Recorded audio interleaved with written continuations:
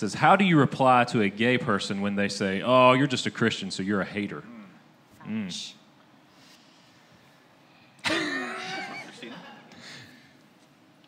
I guess reply meaning... What would you say? As in replying to their lifestyle, their choice, their... I think trying to engage them in a conversation while they think, oh, you're just Christian, you don't understand, you don't get it, you're just a hater. How do you engage them in that conversation? I'll be honest. I don't usually engage people in the conversation until they know I'm someone who cares. Paul says. Paul talks about it in is it Corinthians? Help me, Don. Where he's talking about don't judge those outside the world. Just God will judge them. Our job is never listen. People who are not in a relationship with Christ never signed up for any of the ideals. It is stupid of us, outside of us trying to be the moral police of the world, it's really dumb of us to place those things on them. That's not what they signed up for. They don't care.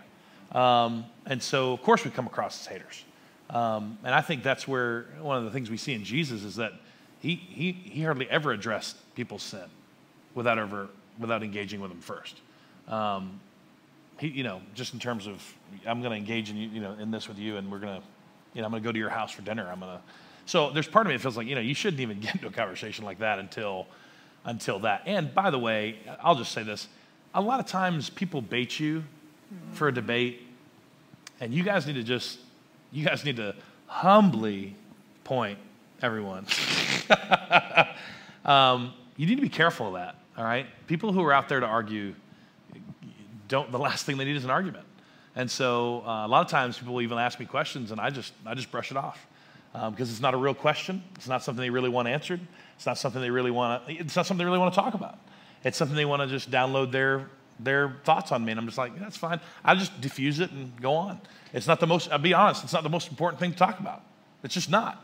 And I would say in the context of a relationship with someone, they know you're a Christian. They know your values. They hopefully have seen you, and then they know that you're not a hater. Even if they disagree with you, you should be able to have a conversation with somebody about what you believe, why you believe it, without casting judgment, without condemning, and allow them to understand that, this is not something you're going to see eye to eye on. You have a different set of convictions, you have a different set of truth, and the things that you align yourself with. And if you treat people, that's what I think it's in Peter. He's like, if you treat them with respect, if you respectfully are loving people, you're going to really get a lot more ground.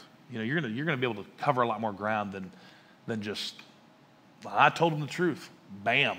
So that's just an idea. My first thought when I read that is I'd want to apologize. Sure. And say, I'm so sorry that you think that all Christians are haters of people who are gay. And I won't judge you if you won't judge me. And let's just be friends and love them, like you said, because that's the most important thing. Yep. Any thoughts, Don? I'd say if you haven't read Matt's blog on his response, read the blog. It was very well written and will answer this question in a lot more detail. Yeah, one of the things I heard from Andy Stanley a long time ago is whenever you're approached with various topics such as these, as a Christian, you have the choice to either make a difference in someone's life or make a point. Yep. And he says always err on the side of trying to make a difference in somebody's life, however that fleshes itself out. And I think it's through grace, love, respectful, all those kind of things.